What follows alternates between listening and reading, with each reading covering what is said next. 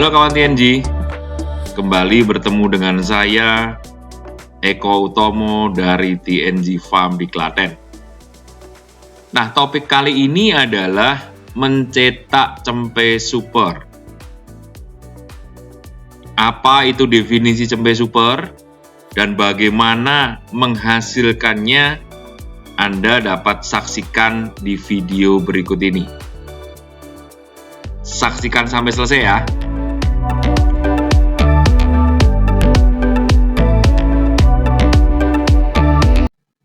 Perkenalkan si Bom-Bom. Si Bom-Bom ini adalah cross-dorper.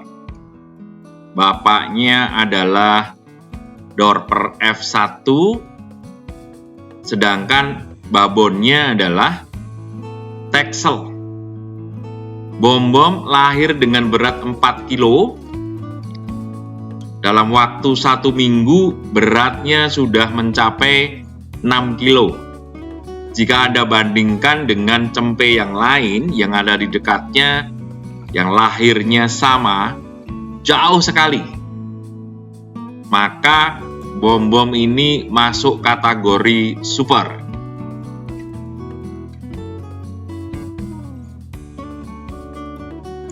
Dalam breeding domba, hasil akhir atau bagus tidaknya breeding kita adalah seberapa banyak cempe yang dihasilkan dan seberapa berat atau seberapa cepat pertumbuhan bobot dari cempe hasil breeding kita. Karena kalau dibuat market atau pasarnya adalah pasar yang paling luas adalah pasar daging tentu saja. Kemudian pasarnya adalah pasar bibitan untuk para breeder lain. Nah, pasar bibitan untuk breeder-breeder atau peternak-peternak lain ini bisa kita bagi menjadi dua bagian lagi. Yang pertama adalah bibitan yang kelas sedang, dan kemudian untuk bibitan yang berikutnya adalah kelas super. Nah, untuk kelas pedaging itu biasanya dijual ke para jagal atau dijual ke pihak-pihak lain, akikoh misalnya, itu dihargai 60.000 per kilo. Sedangkan untuk kelas breeding yang normal ya, kualitasnya itu dihargai antara 70 sampai 80.000 per kilo. Sedangkan untuk kelas super itu tentu saja harganya di atas breeding yang normal. Per kilonya dihargai lebih dari 100.000. Nah, oleh karena itu maka menjadi seorang breeder bisa mencetak cempe-cempe dengan kualitas yang super, tentu saja akan menguntungkan peternak tersebut. Nah, oleh karena itu kita akan bahas bagaimana sih caranya agar peternak bisa makin banyak mencetak domba-domba cempe-cempe yang masuk kelas kategori super. Kita akan berikan definisi dulu nih. Yang namanya cempe super itu adalah yang seperti apa? Nah, cempe yang kelas super itu adalah cempe yang ADG-nya, average daily gains-nya itu cepat. Berat badan lahir di atas 3,5 kilo. Pada saat usia 1 bulan itu beratnya sudah lebih dari 7 kilo. Pada saat usianya 3 bulan, itu beratnya lebih dari 16,5 kilo. Dan kemudian pada saat menjadi cempe sapihan, pada saat itu usianya sudah di atas 6 bulan, bobotnya 35 kilo. Jadi misalnya Anda adalah peternak breeding, cempe sapian Anda ada 2 misalnya dengan berat lebih dari 35 kilo, harga per kilonya 100.000, maka Anda bisa mendapatkan 3,5 juta kali 2. Totalnya adalah 7 juta. Nah, tentu ini akan sangat menguntungkan bagi Anda sebagai breeder. Nah, kenapa sih cempe sapihan yang kelas super banyak dicari oleh peternak lain? Ya tentu saja banyak dicari karena peternak lain, para breeder lain pengen menjadi peternak super juga. Nah, peternak super ini membutuhkan bibitan yang super. Ada beberapa poin penting, beberapa faktor penting di dalam mencetak cempe-cempe sapian yang super. Yuk kita bahas bersama-sama. Faktor yang pertama tadi sudah saya sempat sebutkan, yaitu genetik yang unggul. Genetik yang unggul paling tidak adalah pejantannya. Nah, pada saat ini lagi ramai sekali pejantan didatangkan dari impor, kemudian dikawinkan dengan indukan lokal. Kalau pejantannya itu adalah pejantan yang impor yang bagus, kalau dikawinkan dengan indukan yang lokal yang bagus juga, pasti hasilnya sebagian besar juga akan bagus. Di dalam kasus di TNG Farm di Klaten, pejantannya kita menggunakan pejantan-pejantan yang sudah masuk kategori bagus. Jadi misalnya Texel atau Dombos ya, kalau yang lebih terkenal populer di Indonesia, domba Wonosobo, itu kita menggunakan pejantan Texel yang kelasnya adalah kelas super. Nah, indukannya banyak juga kita menggunakan Texel yang betina, kemudian ada juga Garut, kemudian juga ada yang lokal, baik itu Priangan atau Magelangan, yang kualitasnya cukup baik.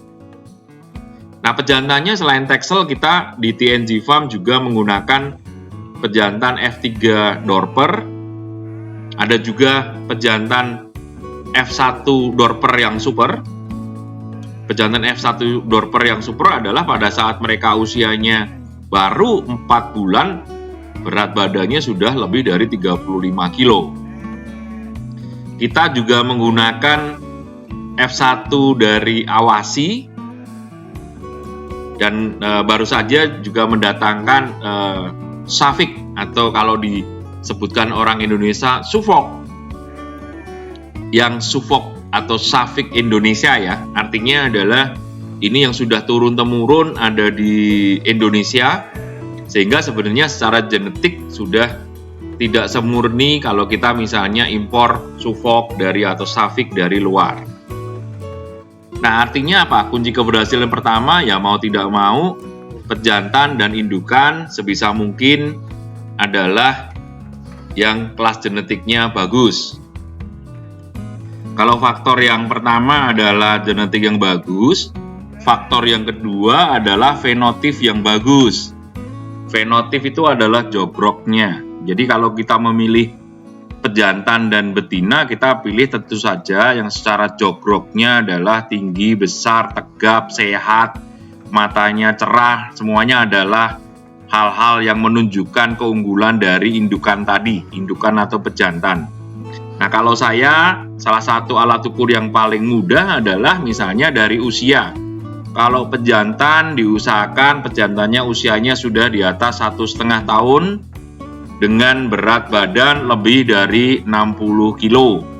Sedangkan untuk betinanya usianya sudah di atas 10 bulan, kalau perlu di atas 1 tahun, dengan berat badan minimal adalah 40 kilo. Kenapa berat badan minimal 40 kilo untuk babonnya? Agar nanti pada saat dia melahirkan cempe yang super, misalnya kembar masing-masing 3,5 kilo, total dari cempe adalah 7 kilo. Ya, 7 kilo ini masih kurang dari 15% dari berat badan indukan pada saat bunting. Karena pada saat bunting dan melahirkan itu maksimal biasanya ya, total dari berat cempe di bawah 15% dari berat badan si babonnya. Nah, faktor berikutnya yang harus kita perhitungkan adalah mengenai masalah kandang. Kenapa kandang menjadi penting? Karena untuk mencetak cempe yang super, maka indukan yang bunting tua itu harus mendapatkan pakan yang khusus. Pakan yang khusus atau biasanya kita namakan flushing ya. Kita berikan flushing dengan gizi yang tinggi, tujuannya adalah apa? Tujuannya adalah pada saat nanti melahirkan di dalam kondisi yang sehat dan produksi susunya itu tinggi, karena cempe yang super membutuhkan banyak susu. Nah, salah satu faktor yang bisa kita pakai, apakah sistem pemeliharaan kita atau kandang kita memudahkan kita untuk membuat BCS dari indukan itu di atas 3,5. Kalau 3 itu kategorinya adalah sedang, kalau 4 itu adalah kategorinya gemuk, kalau 5 sangat gemuk kan. Nah, artinya kalau 3,5 agak gemuk, jadi minimal indukan Anda adalah agak gemuk. Nah, ini membutuhkan kandang yang khusus agar mereka bisa mendapatkan flushing, makan yang istimewa, dan kemudian sesudah melahirkan, cempenya bisa mengakses palungan cempe ini. Palungan cempe di mana di dalam palungan cempe tadi disediakan yang namanya crib feed atau pakan crib, di mana itu bisa diakses dengan bebas oleh cempe-cempe, tetapi tidak bisa diakses oleh indukan. Sehingga cempe-cempe bebas makan sepuasnya dengan gizi yang tinggi. Dengan demikian, pertumbuhan berat badan mereka akan bisa optimal. Nah, kemudian faktor yang terakhir adalah namanya proses seleksi. Proses seleksi itu secara alami ya, menggunakan distribusi normal di dalam statistik. Maksudnya apa? Kalau misalnya pejantan dan babonnya adalah kategori ternak yang sedang, maka di dalam distribusi normal akan ada sekitar 20% yang super, kemudian 60% yang sedang, dan 20% yang jelek. Nah, artinya di dalam breeding berikutnya yang jelek disingkirkan. Kalau misalnya indukan dan pejantan kita super, maka sebagian besar akan super. Hanya sekitar 20% yang kategorinya jelek atau sedang. Nah, proses-proses ini yang harus kita lakukan. Kita akan melakukan seleksi di periode berikutnya. Cempe-cempe yang super, kategorinya lebih bagus daripada induknya, itu kita pelihara, kita besarkan untuk menggantikan induknya baik pejantan maupun babonnya, sehingga makin lama material yang dimiliki di dalam peternakan kita menjadi makin bagus. Nah, proses ini yang kemudian akan menjadikan kunci keberhasilan karena proses seleksi dilakukan di dalam peternakan kita. Nah, 4 hal ini yang harus kita perhatikan. Saya ulangi lagi ya. Pertama adalah genetik yang unggul, baik pejantan dan indukan. Kemudian fenotipnya juga harus bagus.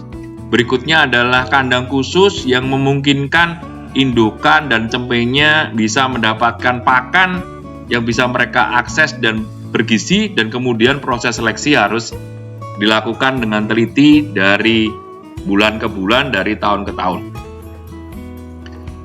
Oke, cukup sekian ya teman-teman ya. Nanti akan kita lanjutkan diskusi dengan topik-topik yang lain di masa depan. Salam sukses buat Anda dan peternakan Anda. Sampai ketemu.